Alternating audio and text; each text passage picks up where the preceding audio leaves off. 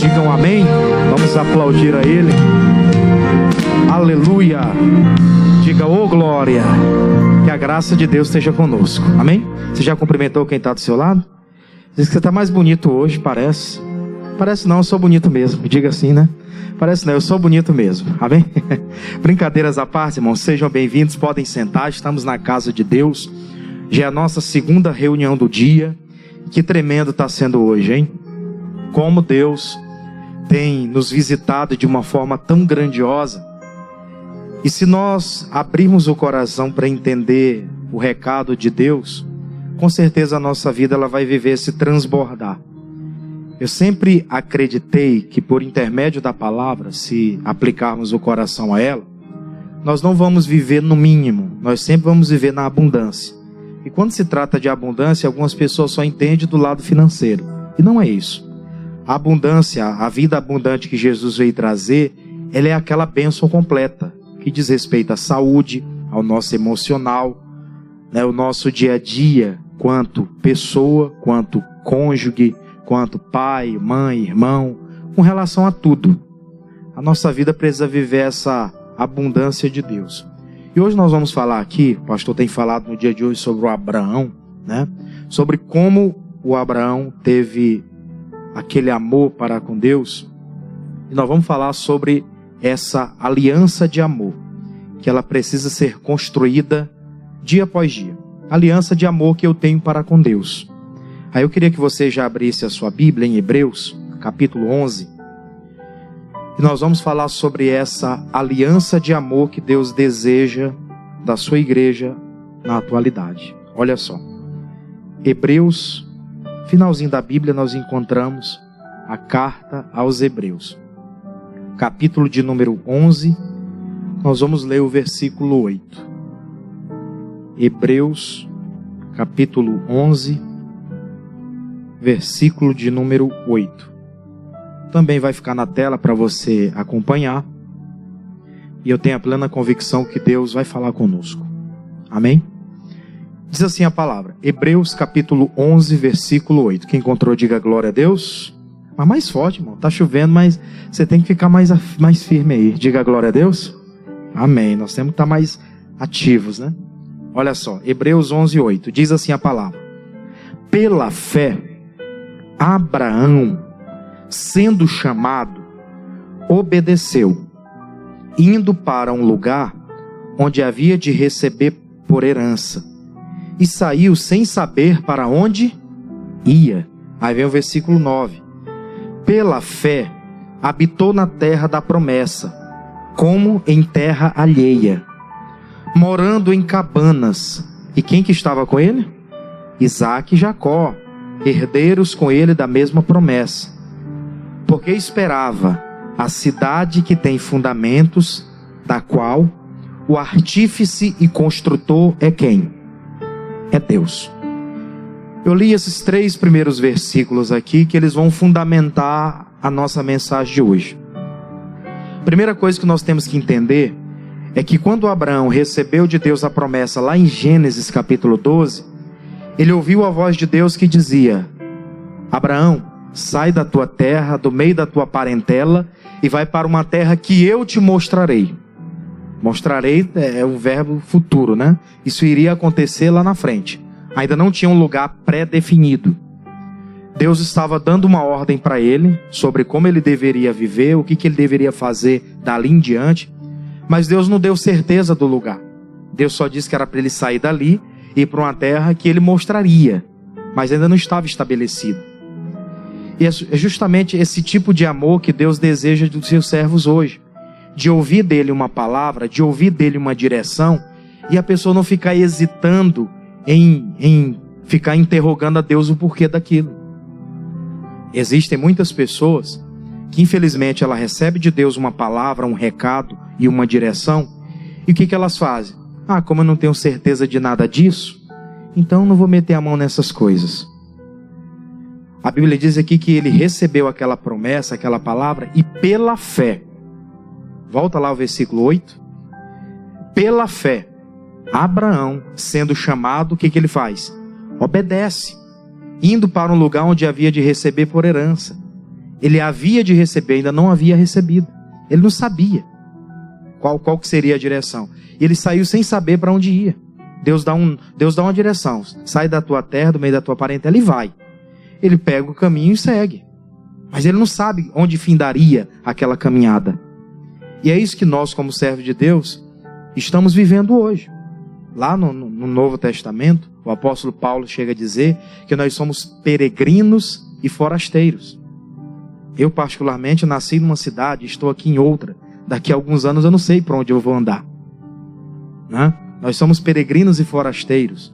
Muitos de vocês aqui nasceram em outro lugar, um outro estado, talvez numa outra cidade, e hoje estão aqui. A nossa vida, ela precisa andar em retidão com a palavra, porque Deus vai guiar os nossos passos. Ele vai nos dirigir na caminhada. E como servos obedientes, nós vamos ouvir a voz de Deus e não vamos ficar perguntando como que vai funcionar as coisas. Vamos simplesmente obedecer, porque se Deus está dando uma ordem, Ele fez uma aliança conosco, nós fizemos uma aliança com Ele, Ele não vai querer o nosso mal, Ele só quer o nosso bem. Glória a Deus por isso. O fim das coisas pertence a Ele. No livro do profeta Isaías, ele falou que o fim, os pensamentos dele são melhores do que o nosso, os planos dele são maiores do que os nossos, para nos dar o fim que desejais. Ou seja, a vontade dele é maior do que a nossa, os pensamentos dele é melhor do que os nossos. Nós temos que deixar de lado, em muitos momentos, aquilo que achamos que sabemos, para entender o que realmente Deus quer. E é nisso que muita gente perde, porque ela já tem uma mentalidade formada sobre as coisas, e ela não está apta a entender ou aprender o que Deus quer dela dali em diante. Ela simplesmente fica fundamentada em algo que ela já sabe. E ela não está apta a aprender sobre o que Deus quer dela daqui em diante. E nisso muita gente vai se perdendo na caminhada. E o interessante disso é que está no versículo 9, que ele falou assim, ó: pela fé habitou na terra da promessa, como em terra alheia. Ele chegou lá que ele não pertencia a ele ainda. Morando em cabanas com quem? Isaac e Jacó, herdeiro com ele da mesma promessa. O Abraão, quando ele gerou Isaac, ele tinha em média 100 anos. O Isaac já tinha 40 anos quando se casou, e 60 anos quando teve seus filhos, né? O Isaac, o Jacó e o Esaú. Então, em média, 160 anos. O Abraão viveu 175. Então, o Abraão só teve a oportunidade de ter contato com o seu neto Jacó, em média aí de 15 anos. E durante esse tempo, ele transmitiu para o seu neto o recado, né, de viver pela fé. Tanto é que a história de Jacó você já conhece. Ela foi muito pregada aqui, e você já deve ter ouvido bastante sobre a trajetória de Jacó. O Abraão só teve a oportunidade dos últimos 15 anos dele. 160 anos ele tinha, quando Jacó nasceu, ele morreu com 175. Então, quando o Jacó tinha 15 anos de idade, o Abraão morreu, foi sepultado. E durante aquele tempo, ele habitou com ele, que ele teve contato com o seu neto, ele transmitiu para ele sobre viver essa promessa de Deus. Sobre ter uma aliança de amor com Deus. Sobre honrar a Deus acima de todas as coisas. Sobre ter Deus como principal. Quando Deus determinasse algo, Deus falasse algo, ele não ficasse interrogando a Deus. Muito pelo contrário, simplesmente obedecesse. Ainda que ele não entendesse ainda o princípio das coisas. Mas no final de tudo ele entenderia. Aí eu quero deixar com você aqui, nós vamos para Gênesis 22 para fundamentar isso. Gênesis capítulo 22, olha só que interessante. O tempo passou, o Abraão gerou um filho.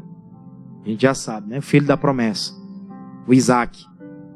E o Isaac tinha em média aí de 13 anos de idade, já era um pré-adolescente, quando Deus aparece para o Abraão. Está em Gênesis 22, versículo 1. Deus apareceu para o Abraão. O Abraão tinha feito uma aliança com Deus, de obedecer. E a gente já sabe da história, ele passou o tempo lutando para gerar um filho. Quando teve um filho foi com a serva, né? Deus reprovou 13 anos sem Deus falar com ele. Passou esse tempo, Deus se apresenta para ele, disse: anda na minha presença e ser perfeito. E a partir dali ele obedeceu a Deus, gerou um filho com a sua esposa, no auge dos 100, a esposa no auge dos 90 anos de idade. Isso aí a medicina não vai te dizer como é que funciona. Ela não tem explicação para isso. Isso é milagre, milagre não se explica. Glória a Deus. 100 anos ele, 90 a esposa. Ainda que o ventre tivesse amortecido.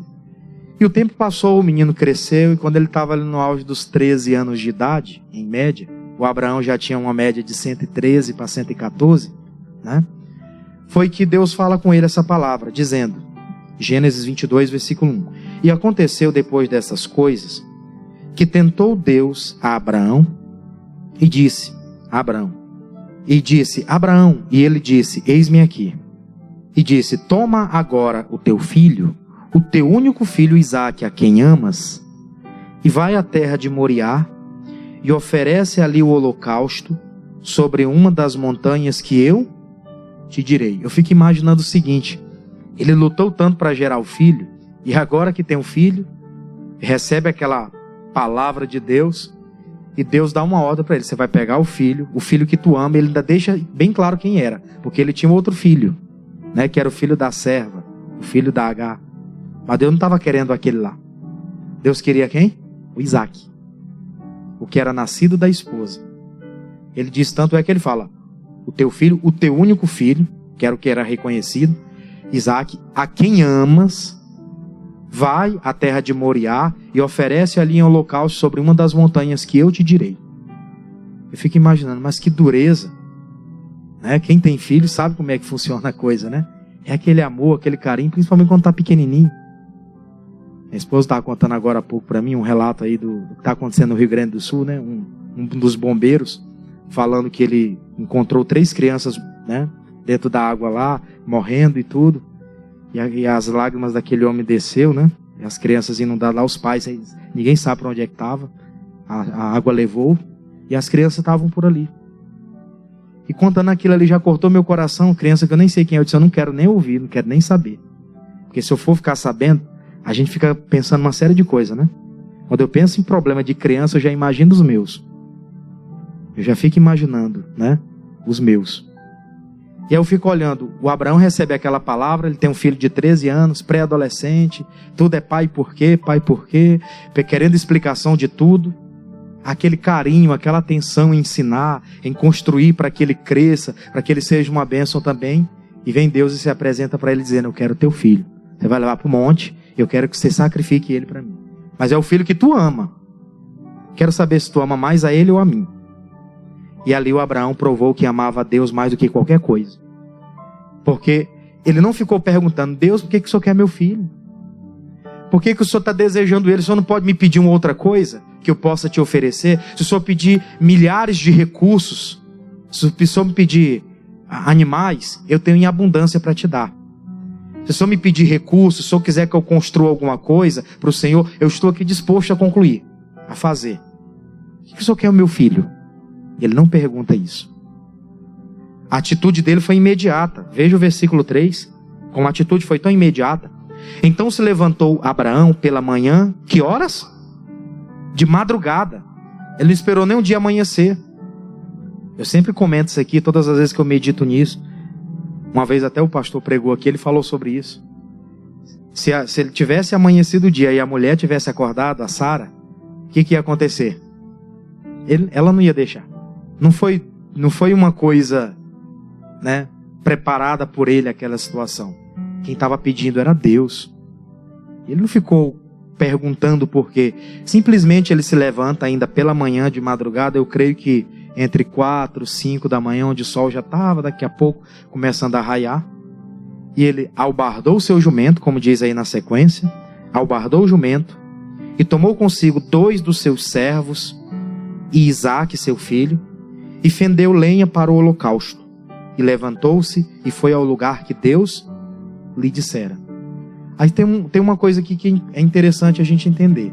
Todas as vezes que alguém ia oferecer alguma coisa para Deus, ele levava lá a lenha, mas ele levava também um animalzinho que seria sacrificado. E ele não levou nenhum animal.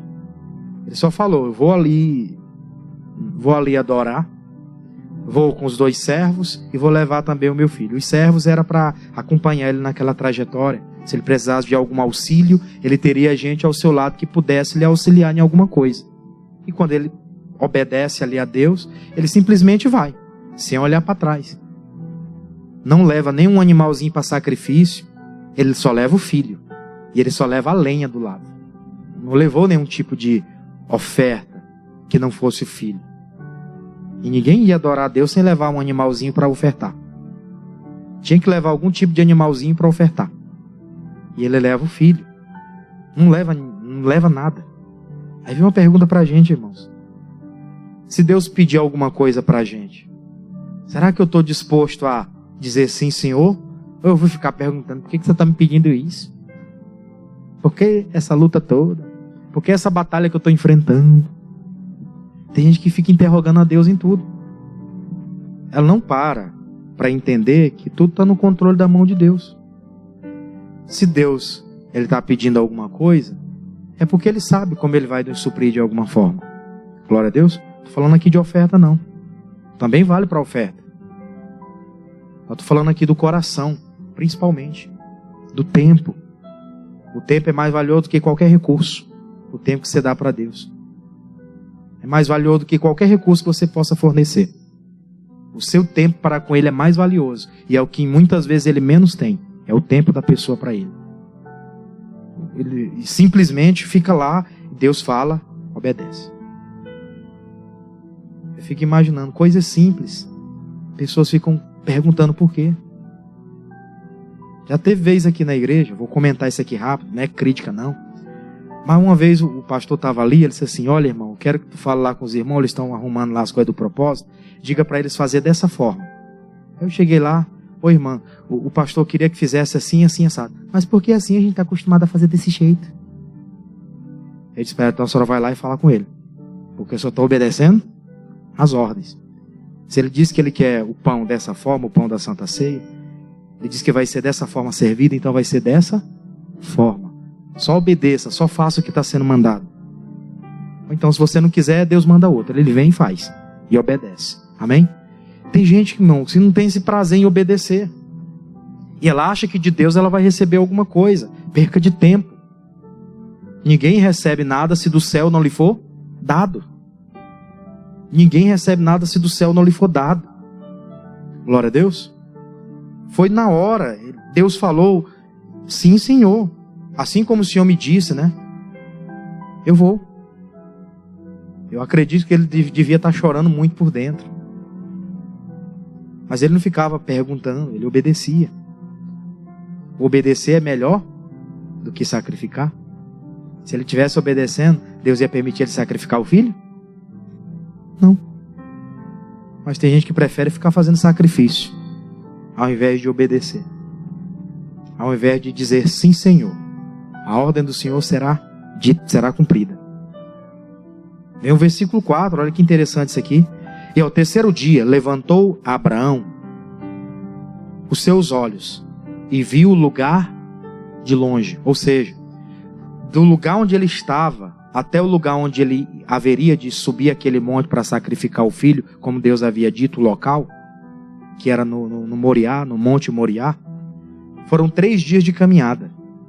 Naqueles 3 dias, talvez ele foi pensando, meu filho, eu não vou ter mais você comigo.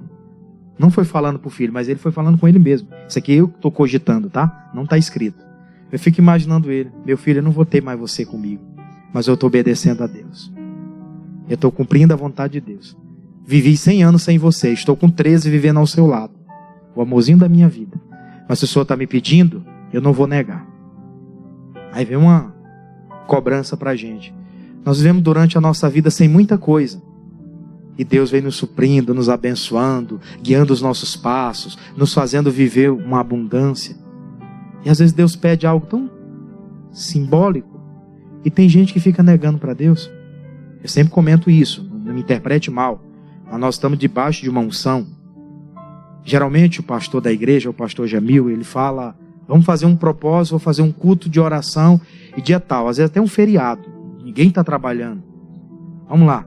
Vai ter um culto dia tal, quinta-feira às 19 horas, e eu quero a igreja toda aqui orando, eu quero te dar uma bênção especial. Pois tem gente que está em casa, eu vou nada, é lá saber, eu vou domingo. Irmão, você está perdendo a bênção. Deus está te pedindo um tempo para você vir ouvir a voz dele, entender algumas coisas que você precisa entender, e você despreza isso.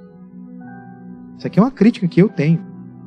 Nossa igreja aqui nós temos em média umas 1.000 pessoas, membros aqui da sede.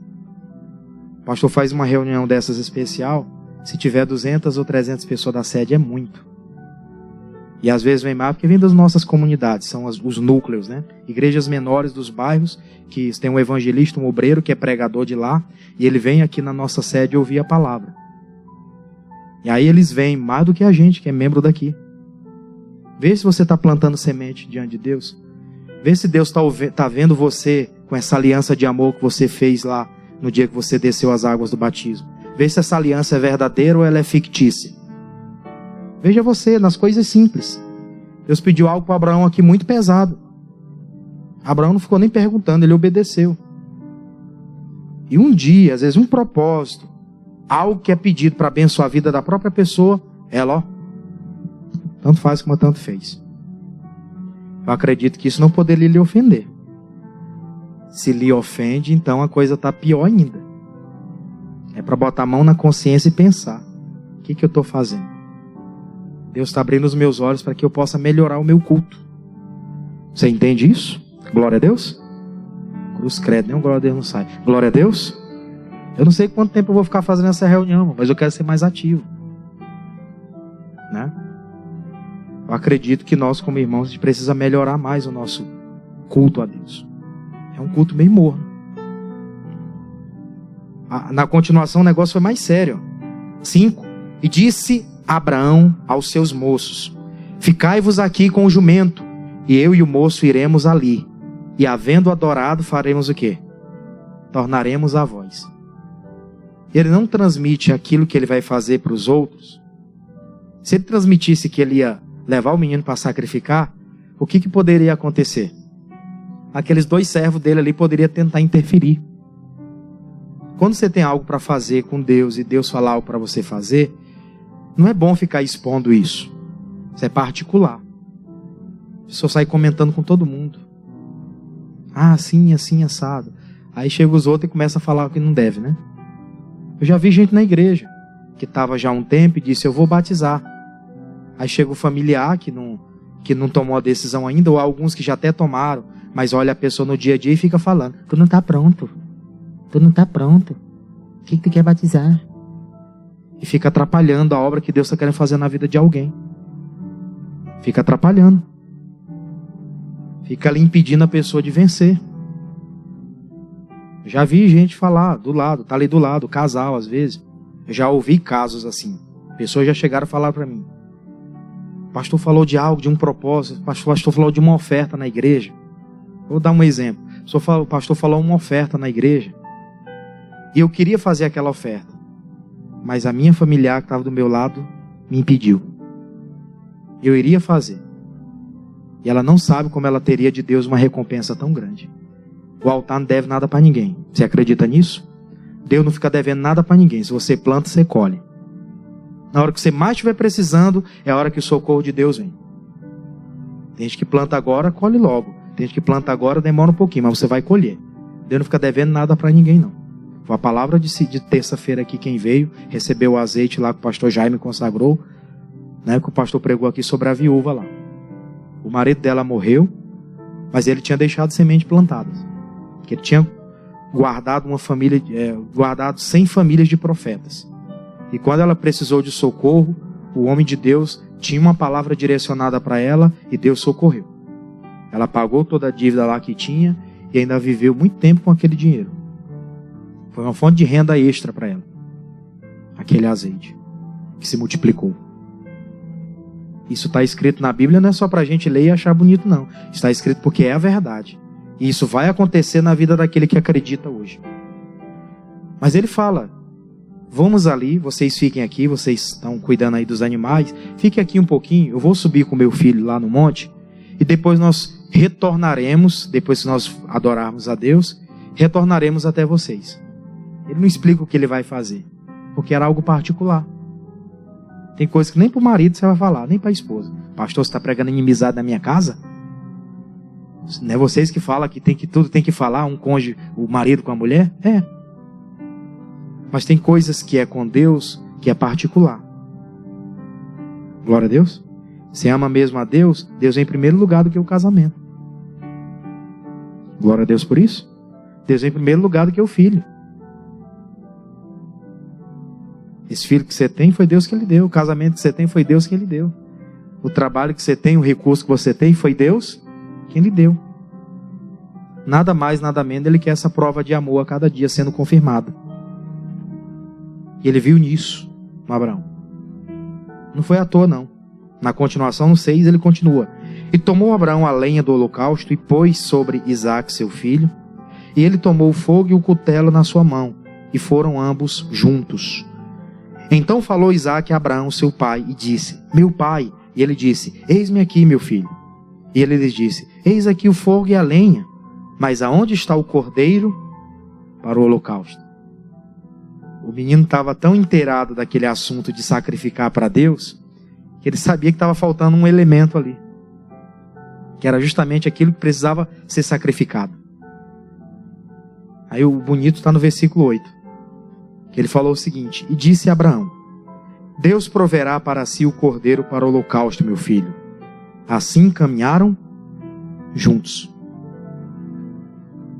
Quando ele recebe aquela indagação do filho: papai, está tudo pronto aqui, mas será que a gente não esqueceu do cordeiro? Porque o holocausto e o cutelo está aqui na mão. Quer dizer, a lenha está aqui para queimar, para colocar um animalzinho. O cutelo está aqui para imolar.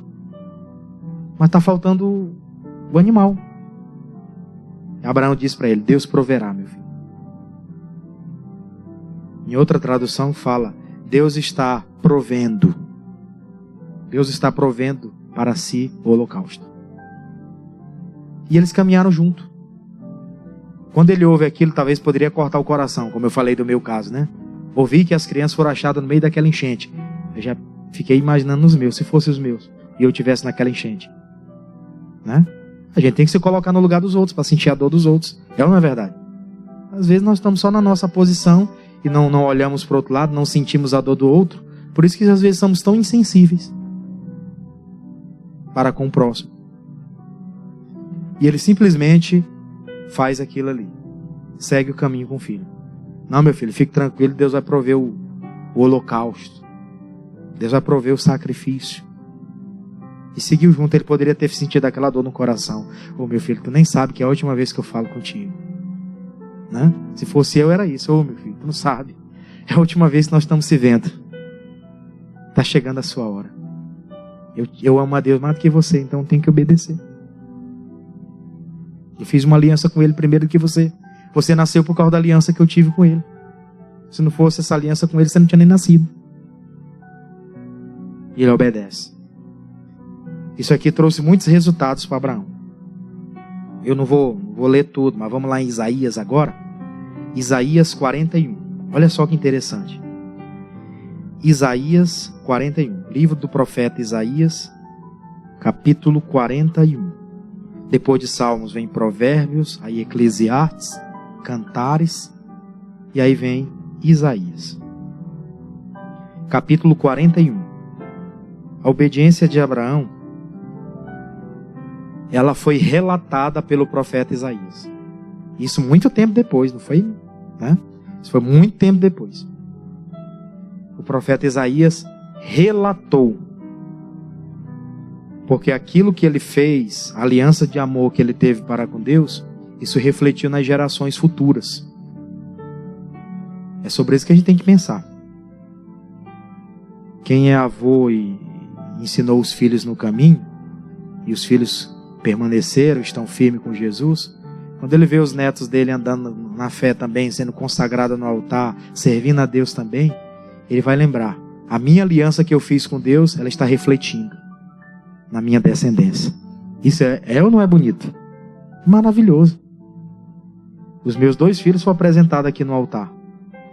E quando eu estava segurando os 2 aqui no altar e o pastor ungindo, passou um filme na cabeça. Né?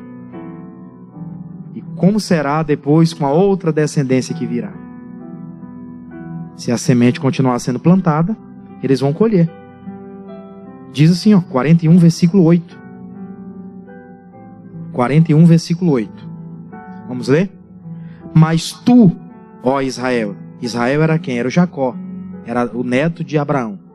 Mas tu, ó Israel, servo meu, tu, Jacó, a quem elegi, semente de Abraão, meu amigo, tu, a quem tomei desde os fins da terra, e te chamei dentre os mais excelentes, e te disse, tu és o meu servo, a ti te escolhi e não te rejeitei. Veja no versículo 8 que Deus chama Abraão de quê? De meu amigo. Por que ele se tornou um amigo de Deus? Porque aquilo que Deus pedia para ele, ele não rejeitava. Não é isso que os amigos fazem hoje? É. Você tem um amigo, minha amiga, você pode me ajudar porque eu estou com um tempo bem corrido. Você pode fazer isso aqui pelo meu filho? É só para pagar essa conta para mim na lotérica ali. Se você tiver até o dinheiro, você paga também. Né? Você leva só o boleto. Se tiver o dinheiro, eu te dou o dinheiro também para você pagar. Né? O amigo, ele faz isso. Ele recebe a necessidade do amigo e ele vai lá e faz. Tudo aquilo que Deus pediu para Abraão, o Abraão acatou, obedeceu. Deus tinha ele como amigo. Não era como um qualquer ou como um desconhecido. Ele chamava ele de amigo. E aquilo refletiu na vida do neto. Porque diz assim, ó, e tu a quem tomei desde os confins da terra, e te chamei dentre os seus mais excelentes, e te disse, tu és o meu servo, no caso do Jacó. A ti te escolhi e não te rejeitei. Aí ele vai dar aquela promessa que é muito conhecida. Qual que é a promessa? Não temas porque eu sou contigo. Não te assombres porque eu sou o teu Deus. Eu te esforço, eu te ajudo e te sustento com a destra da minha justiça. Ele vai continuar. Eis que envergonhados e confundidos serão todos se levantarem contra ti e tal, tornar-se-ão em nada. Os que contenderem contigo perecerão. E ele vai fazer uma promessa para Jacó. Mas isso tudo começou em quem? Na aliança de amor que Abraão tinha. Se estendeu pela vida de Isaac, que chegou numa terra em que a terra estava seca, e ainda naquela terra seca o Isaac plantou e colheu 100 por 1. Cada semente que ele plantou, ele colheu 100 frutos. Isso numa terra seca. Você sabe que terra seca não dá nada, não é? Até o que tem morre. Mas ele plantou e colheu no mesmo ano. Isso tudo por causa da promessa que Deus havia feito a Abraão. A aliança que Abraão tinha de amor com Deus, de obediência. Refletiu na vida do filho Isaac, que orou pela mulher que era estéril. Ela passou, um bom tempo da sua vida sem poder gerar. 40 anos em que ela estava ali sem poder gerar filho. E ela gerou. E quando gerou, veio logo 2, Esaú e Jacó. Bênção dobrada. Bênção dobrada. E agora o Jacó está colhendo o fruto do seu pai. Do seu pai Isaac e do seu avô Abraão. Deus dizendo que se alguma coisa se levantasse com ele, não era para ele temer não, que Deus era com ele. Se algum inimigo se levantasse contra ele, aquele inimigo podia ficar ciente de que ele seria derrotado. Não era nem para o Jacó ficar perturbado, angustiado com o que estava acontecendo. Era para ele ficar em paz. Porque aquele não teria futuro, aquela afronta. Isso era promessa para quem tinha aliança com Deus. Amém? Tudo promessa para quem tinha aliança com Deus. Perceba a gente aqui hoje, que a aliança que nós temos com Deus, ela vai chegar até a nossa descendência também. Alguém aqui é mãe? Vó? Bisavó?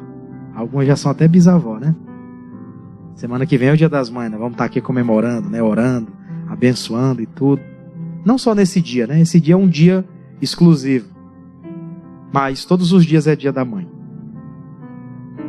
E todas elas têm um carinho pelos seus filhos. Você está plantando as sementes, você vai colher todas elas na vida deles. Agora, se não plantar também, tem colheita não.